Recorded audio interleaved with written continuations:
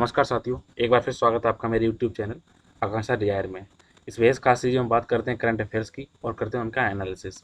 तो यदि आप मेरे चैनल पर नए हैं तो चैनल को लाइक करिए, सब्सक्राइब करिए, कमेंट करिए और मेरे साथ शेयर कीजिए। और हाँ, बेल आइकन जरूर प्रेस कर लीजिए जिससे मेरे द्वारा अपलोड किए गए वीडियोज़ की नोटिफिकेशन आप तक पहुँच सकें और आप मेरे वीडियोज़ को सबसे पहले देख पाएँ। यदि आप मेरे चैनल पुराने हैं तो इनको आप शेयर करते रहिए, अपनों साथ बांटते रहिए, जिससे कि आपका ये डिजिटल प्लेटफॉर्म है और ग्रोथ कर सके। तो जितने भी मैं करंट अफेयर्स और उनका एनालिसिस करता हूँ, ये ना केवल यूपीएससी स्टेट पीएससी के लिए आवश्यक हैं, बल्कि साथ ही साथ ये इतना ही इंपॉर्टेंट है जो आपके डे पर डे के अन्य एग्जाम होते हैं। तो आपको इन करंट अफेयर के साथ जुड़े रहिए।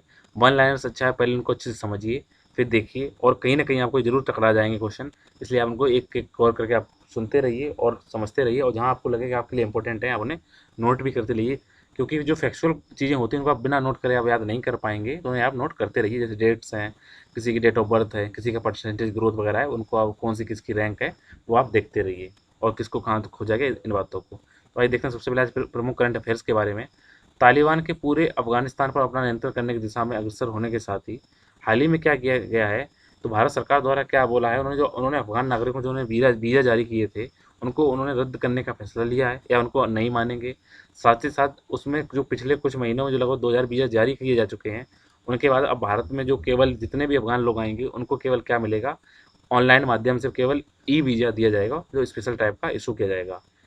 लगभग 4 वर्ष पूर्व जो हवाना सिंड्रोम नामक एक रहस्यमयी न्यूरोलॉजिकल बीमारी जो स्टार्ट हुई थी, उससे क्यूबा जो चीन में हुई थी स्टार्ट, उसमें जो अमेरिका के जितने भी जो एम्बेसी जो लोग थे और उनके खुफिया अधिकारी थे, वो इससे हवाना सिंड्रोम से ग्रसित हो चुके हैं। अब नेशनल एकेडमी ऑफ साइंस ने एक रिपोर्ट निकाली है, उसमें इस बात की उन्होंने संभावना व्यक्त की है कि बीमारी में जो कारण है वो है डायरेक्टिव माइक्रोवेव रेडिएशन, अर्थात निर्देशित माइक्रोवेव विकिरण, उनके इसका रीजन बताया गया है हवाना सिंड्रोम के बारे में। केंद्र सरकार द्वारा वर्ष 2021-22 के लिए जो मार्केटिंग ईयर है वो अक्टूबर से सितंबर के लिए गन्ने का जो वो रेट डिसाइड करते हैं जिसको बोलते हैं फेयर एंड रिम्यूनरेटिव प्राइस, अर्थात उचित और लाभकारी मूल्य में वृद्धि करते हुए अब 290 रुपये प्रति क्विंटल निर्धारित कर दिया गया है। साथ ही साथ अब चीनी मिलों को गन्ना उत्पादक किसानों को पहले दी जा रही कीमत में 5 रुपये अधिक प्रति क्विंटल चुकाना होगा। जल शक्ति मंत्रालय द्वारा आज़ादी का अमृत महोत्सव, जो जिसको प्रधानमंत्री मोदी जी ने इसको बताया बोला है, समारोह के अंतर्गत 25 अगस्त से 100 दिवसीय सुजल अभियान की शुरुआत की गई है। साथ ही साथ हम बात करेंगे अराणमुला नौका दौड़ के बारे में, बने इंटरनेट विस्मयकारी कार्यक्रम के बारे में, और साथ ही साथ करेंगे बात टोकनाइजेशन के बारे में। तो आइए जितने भी करंट अफेयर्स हैं उनको अब एनालिसिस करते हैं। आपने देख लिया कौन कौन सा प्रमुख करंट अफेयर है, अब करते हैं उनका एनालिसिस। सबसे पहले देखते हैं उन टॉपिक्स को जो यूपीएससी और पीसीएस के जीएस पेपर 2 से लिंक हैं, लेकिन अगर साथ ही साथ मैं उन टॉपिक को बताता जाऊंगा जो वन डे के एग्जाम में कहाँ कहाँ पे आएंगे। इलेक्ट्रॉनिक वीज़ा की बात की जाए, और क्योंकि इसमें अफगानिस्तान के लिए भारत इसको जारी किया है, तो इसको जो टॉपिक लिंक होगा जो भारत और उसके पड़ोसी देशों से संबंध होते हैं, उसमें कहीं ना कहीं आपको उससे क्वेश्चन पूछा जाएगा। अगर आपसे अगर डिटेल नहीं होगा तो कम से कम इलेक्ट्रॉनिक वीज़ा है, वीज़ा ऑन अराइवल वगैरह की बात की जाएगी। तो सबसे पहले देखते हैं कि भारत ने ऐसा क्यों कहा है कि अफगानिस्तान से आने वाले जितने लोग उनको अब वीज़ा उनके जो दिए थे रद्द कर दिए जाएंगे और उन्हें केवल ई वीज़ा दिया जाएगा। क्योंकि भारत को अब चिंता ये है कि जितने भी जिन्होंने अफगान लोगों ने जो वीज़ा हासिल कर लिया है, तो वो क्या करेंगे, उनको वीज़ा के लिए जो वो अप्लाई करेंगे तो भारतीय जो दूतावास है काबुल के स्थित है, वहाँ पे वो इकट्ठे होंगे। और उम्मीद करते हैं कि वहाँ पे ये जो काबुल के पास जो लगातार आपने देखा होगा कल से आत्मघाती हमले हो रहे हैं वहाँ पे, तो भारत विरोधी आतंकवादी समूह द्वारा इनके हाथों में उनको कब्जा किया जा सकता है। अगर आपको बता दें, जितना भी वीज़ा होता है उनको कौन देखता है, गृह मंत्रालय देखता है। उन्होंने इसको रद्द करने का फैसला किया है कि उससे कहीं ना कहीं किसी की जान खतरे में आ सकती है। और वो 2 दिन से आप देखो कल 70 लोग मरे, जिसमें कई 12 लोग जो हैं वो अमेरिकी नागरिक सैनिक हैं, और वहाँ के जो लोकल लोग हैं सिविलियन मारे गए हैं। तो ये वैसे ही बहुत दुखद खबर है। आइए देखते हैं ई वीज़ा आखिर होता क्या है। तो ई वीज़ा को भारत में 2014 में सरकार द्वारा शुरू किया गया एक नई टेक्नोलॉजी है। इसमें क्या होता है, वर्ष 2017-18 में क्या हुआ है, सुविधा को विस्तारित कर दिया गया है। इस प्रणाली की क्या होता है, जो बुनियाद रखी गई 2010 में Japan, Singapore, Finland, Luxembourg, New Zealand ने इसको शुरू किया था, जिसको उन्हें टूरिस्ट वीज़ा ऑन अराइवल की योजना के रूप में इसको देखा गया था। सरकार ने क्या टूरिस्ट बनाया, जो सरकार ने किया है टूरिस्ट वीज़ा ऑन अराइवल योजना को इलेक्ट्रॉनिक ट्रेवल अथॉरिटीज़ के साथ विलय कर दिया गया। इसके परिणाम स्वरूप अब इसको ई वीज़ा प्रणाली को विकसित किया गया है। विदेशी नागरिक क्या करते हैं, वीज़ा जारी करने हेतु गृह मंत्रालय इसको प्रमुख एजेंसी है। विदेशी नागरिक जितना वीज़ा जारी किया जाता है वो उसको कौन इशू करता है, वो होता है गृह मंत्रालय। अगर हम देखें ई वीज़ा के लिए पात्रता किसको, जिसको इलेक्ट्रॉनिक वीज़ा बोला गया है, उसमें किन किन लोगों को दिया जाएगा ई वीज़ा, वो होगा टूरिस्ट, या आप कोई व्यापार करने आ रहे हैं, किसी कॉन्फ्रेंस में आ रहे हैं, कोई चिकित्सा मेडिसिन का फ़ायदा लेने आ रहे हैं, या फिर वहाँ पे आपको चिकित्सा के लिए कोई भी सर्विस उपलब्ध कराने आ रहे हैं, यहाँ घूमने आ रहे हैं। इसके एक्सेप्शन की बात की जाए, ई वीज़ा किसको नहीं मिलता है, तो ई वीज़ा भारत में पाकिस्तान के नागरिकों को नहीं दिया जाएगा। साथ ही साथ इसमें क्या होगा कि जो पाकिस्तानी नागरिकों को भारत आने के लिए क्या करना होगा, इस्लामाबाद में जो भारतीय उच्चायोग स्थापित है, वहाँ पे उनको नियमित जिस हिसाब से वीज़ा के लिए आवेदन किया जाता है, उस हिसाब से आवेदन करना पड़ेगा। साथ ही साथ ई वीज़ा विदेशी राजनयिक जो राजदूत बैठे होते हैं उनके लिए मान्य नहीं होता है, इनके लिए भी अलग वीज़ा का प्रावधान किया जाता है। तो इन दो जगह पे अमेरिकी नागरिकों को और जो विदेशी राजदूत हैं उनको इसमें शामिल नहीं किया जाता है। आइए बात करते हैं हवाना सिंड्रोम के बारे में, जो एक रहस्यमयी बीमारी है कि ऐसा देखा गया है, जो अमेरिकी जितने जासूस हैं जो तैनात हैं लगभग ईस्टर्न एशिया के अंदर, तो उनको क्या किया गया है कि उनके अंदर अजीब तरह के सिंड्रोम दिखाई पड़ रहे हैं। तो उनको अभी जो नेशनल अकेडमी ऑफ साइंस ने बोला है कि ये क्या है, डायरेक्टेड माइक्रोवेव रेडिएशन की वजह से हुआ है। अगर टॉपिक का लेकर देखें तो ये स्वास्थ्य, शिक्षा, मानव संसाधनों से संबंधित सामाजिक क्षेत्र विषय हैं। अगर हवाना सिंड्रोम की देखें क्या होता है, जिस तरह आप देख रहे हैं कि मानव शरीर में किस तरह रेडिएशन आ रही है। हवाना सिंड्रोम हुआ क्या था, वर्ष 2016 के अंत में क्या हुआ था, हवाना में तैनात जो कई अमेरिकी राजदूत थे और साथ ही साथ जो अन्य कर्मचारी थे, उनको अपने होटल और या अपने घरों में क्या होता था, उन्हें अजीबो-गरीब क्या होता था, कुछ ध्वनियाँ सुनाई पड़ रही थी, जिससे क्या होता था उनके शरीर में सनसनी महसूस होती थी और वो कहीं न कहीं बीमार हो जाते थे।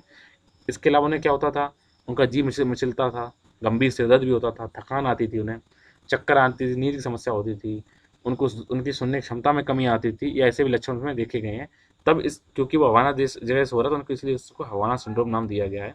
और हवाना सिंड्रोम की अगर बात की जाए तो किस वजह से होता है, तो ये directed pulses radio frequency energy द्वारा ये क्या है, क्योंकि ऐसा लगता है किसी ने को भेजा गया है आपको टारगेटेड करके, जो आपको ऊपर आपको क्या करेंगे, आपको हानिकारक पहुँचाएँगी, हानि पहुँचाएँगी, इसीलिए सब शारीरिक उनकी संभावना व्यक्त की गई है।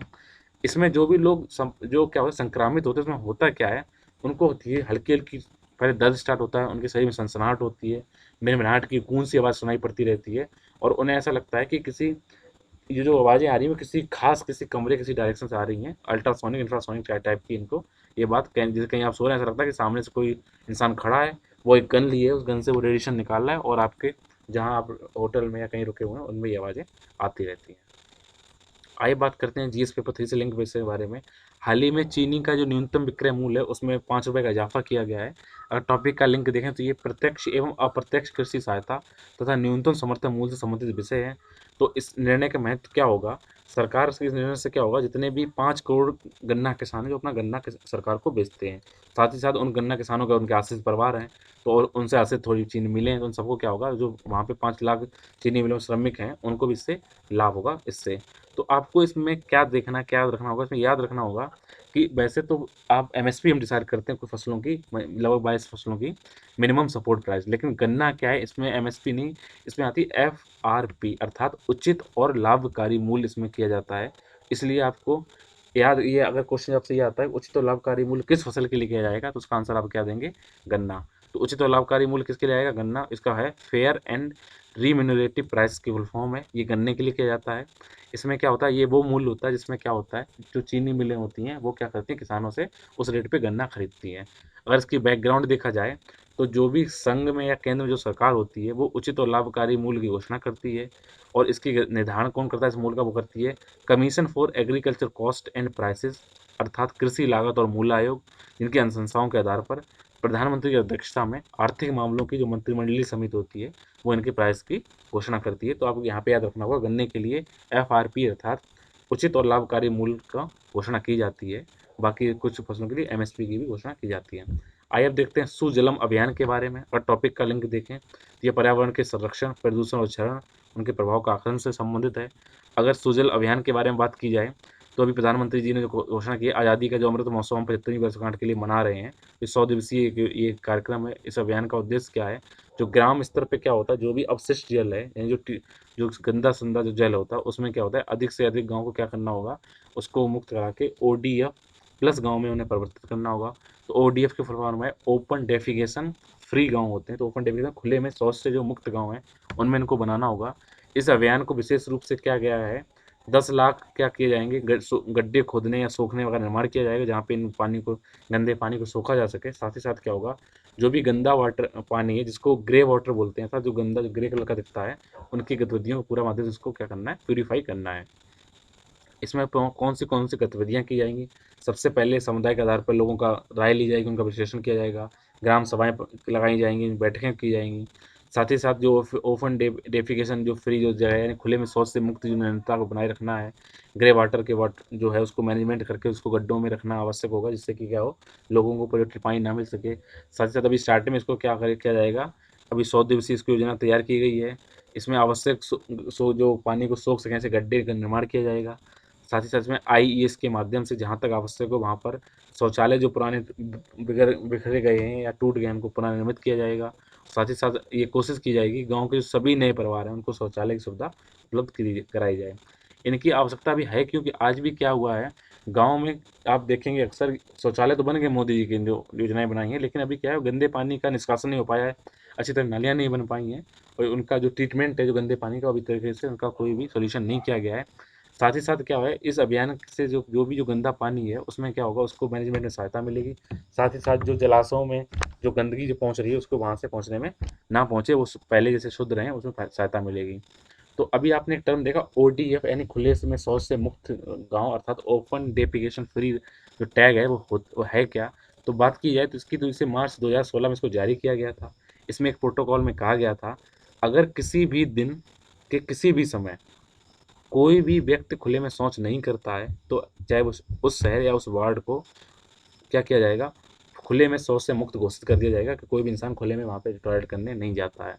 तो साथ ही साथ अब उसको आगे बढ़ाकर ओडीएफ प्लस और ओडीएफ प्लस प्लस में परिवर्तित किया गया है। तो अगर बात की जाए ओडीएफ प्लस और तथा ओडीएफ प्लस प्लस की, तो है क्या, तो स्वच्छ भारत मिशन जो शहरी है उसके पहले चरण में पहले ओडीएफ दर्जा प्राप्त जितने, यानी खुले में जो पर डे किसी ने शौच नहीं की है, उसी को और आगे बढ़ा के क्या करेगा, उन्हें जारी किया गया अगस्त 2018 में। उन्हें 2016 में अब चालू किया गया, तो अब 2018 में क्या किया गया, 200 वर्षों बाद ओडीएफ प्लस प्लस रैंक दी गई है। अगर इनकी पात्रता की बात की जाए तो पहले तो जितने शहर हैं जो जिसमें कोई भी लोग बाहर एक दिन कम से कम नहीं जा रहे हैं खुले में शौच करने, तो शौचालय तो खुले में शौच से मुक्त शहर है। तो अब उसमें क्या है, अगर वो ओडीएफ में उनको नोटिफाई कर चुके हैं, अब उन्हें क्या किया जाएगा, ओडीएफ प्लस तथा ओडीएफ प्लस प्लस में करने की कोशिश की जाएगी।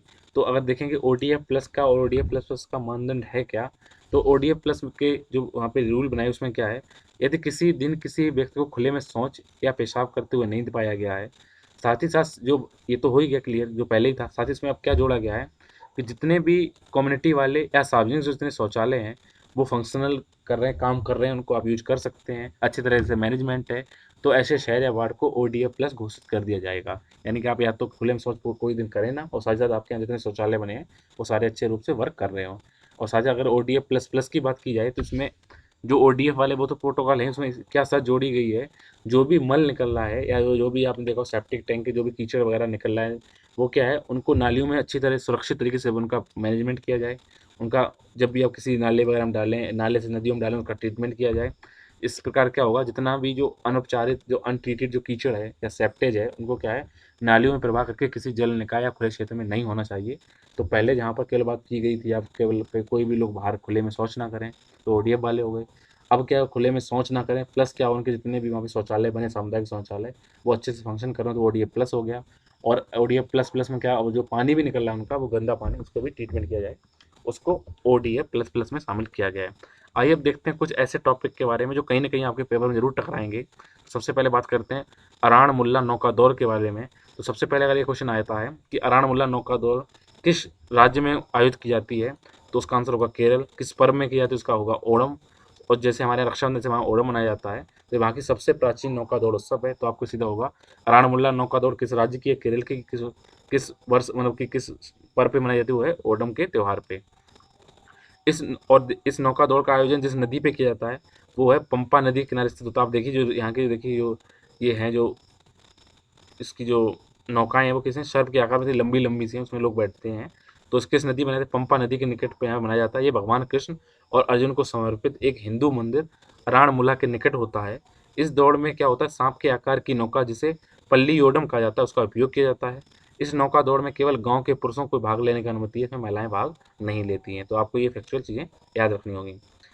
आइए बात करते हैं बी इंटरनेट ऑसम प्रोग्राम के बारे में। तो गूगल द्वारा क्या किया गया है, भारत में बच्चों के वैश्विक बी इंटरनेट ऑसम प्रोग्राम कार्यक्रम की बात शुरू की बात कही गई है। इस कार्यक्रम के तहत क्या करेगा, गूगल 8 भारतीय भाषाओं में उनके जितने भी लोकप्रिय कॉमिक जो बुक्स हैं उनको क्या करेगा, उनको एक लेटर के जैसे लेटर आते हैं, इस लेटर के माध्यम से क्या करेगा, इंटरनेट में सबको सुरक्षा सबक प्रदान करने के लिए भारतीय का जो कॉमिक बुक प्रकाशन है अमर चित्रकथा के साथ साझेदारी करके उनको पब्लिश करेगा। तो ये बात आ जाए, वी इंटरनेट ऑसम प्रोग्राम किसके द्वारा लॉन्च किया गया है, वो है गूगल के द्वारा किया जा रहा है। इसमें कौन से प्रकाशक या पब्लिशर शामिल हैं, वो है अमर चित्रकथा। आइए बात करते हैं टोकनाइजेशन के बारे में। तो टोकनाइजेशन का अर्थ देखें, इसका मतलब क्या होता है कि अगर कोई भी कार्ड है आपके पास, एटीएम कार्ड, पैन कार्ड जो भी होते हैं, तो उन कार्ड के जो संवेदनशील उसमें जितने भी एंट्री उसमें जो भी जानकारियाँ होती हैं उनको क्या किया जाए, उनको एक यूनिक कोड वाले टोकन में परिवर्तित करने की बात की गई है। ये मतलब कि कार्ड की जितनी इन्फॉर्मेशन है, अगर आप एटीएम लगाते हैं उसमें एटीएम में आपके अकाउंट डिटेल होती है, आपका बैलेंस वगैरह होता है, तो उनको सबको किया जाए, कन्वर्ट करके किया जाए एक यूनिक कोड और टोकन में जो ट्रांसफॉर्म करने की बात कही गई है। इसके अंतर्गत ये कार्ड जो भी होगा वो क्या करेगा, जो टोकन लेने के जो भी अनुरोध करेगा, अर्थात वह इकाई जो कार्ड को टोकन में परिवर्तित करने हेतु ग्राहक से अनुरोध स्वीकार करती है और टोकन जारी करने के लिए संबंधित कार्ड नेटवर्क को अग्रेसित आगे भेज देती है और डिवाइस का अनोखा संयोजन इसमें पाया जाएगा। इसमें क्या होगा कि जो टोकन होगा उसको क्या किया जाएगा, एक नई डिवाइस में आगे संरक्षित करने के प्रयास किया जाएगा। इसमें क्या होगा, जो भी टोकनाइजेशन वाले कार्ड लेन देन को सुरक्षित माना जाता है, क्योंकि जो टोकनाइज वाले कार्ड होते हैं और ऐसे जो कार्ड को जब टोकन में परिवर्तित किया जाता है उसमें फ़ायदा क्या होता है, इनमें क्या होगा, जब भी आप कोई भी रिसोर्स से आप लेन देन करेंगे तो उसमें आपको वास्तविक कार्ड के जो उसमें जो इन्फॉर्मेशन होती है उसको किसी व्यापारी का साझा नहीं करना पड़ेगा, केवल आपको टोकन रूप में यूज़ करना पड़ेगा। तो आप अगर किसी मर्चेंट के पास अगर आप अपना कार्ड स्वेप करते हैं, उसमें आपका नाम, उसकी डिटेल वगैरह आ जाती है, वो उसमें नहीं आएगी, सब टोकन के माध्यम से जो है इन्फॉर्मेशन जाएगी। तो इसमें अभी हाल ही में ये चर्चा क्यों की जा रही है, क्यों इसको करंट अफेयर में जोड़ा गया है, चर्चा का कारण क्या है कि रिजर्व बैंक द्वारा क्या किया गया है, जो टोकनाइजेशन के लिए क्या जो मूलतः मोबाइल और टैबलेट को जो अनुमति दी गई थी उसको हाल ही में उसका दायरा बढ़ा दिया गया है। अब जो भी आप कार्ड का टोकनाइजेशन कर सकते हैं उसके लिए आप अब लैपटॉप, डेस्कटॉप, जो आपकी हाथ घड़ी जो स्मार्ट वॉच आ रही हैं, वो बैंड जो आ रहे हैं उनसे पहनने योग्य जो उपकरण, साथ साथ इंटरनेट ऑफ थिंग्स जितने भी जो हैं और जो उपकरण है उनको सहित सभी उपभोक्ता उपकरणों को भी इसके दायरे में शामिल कर लिया गया है। जहाँ पहले टोकनाइजेशन केवल मोबाइल और टैबलेट का उपयोग करते थे, और अगर स्मार्ट गैजेट को इसमें यूज किया जा रहा है। तो इसी के साथ आज के प्रमुख करंट अफेयर उनका एनालिसिस कंप्लीट होता है। उम्मीद है आपको मेरे द्वारा किया गया ये प्रयोग अच्छा लग रहा होगा। फिर भी अगर आपको कोई डाउट है या कोई भी आप क्वेरी है तो आप मुझसे आप इनबॉक्स करिए, उसका आपको जवाब दिया जाएगा। साथ और इसी के साथ आज के प्रमुख करंट अफेयर्स कंप्लीट होते हैं। तो जुड़े रहिए आप मेरे चैनल आकांक्षा अध्याय में। लाइक करिए, कमेंट करिए, शेयर करिए। Thank you.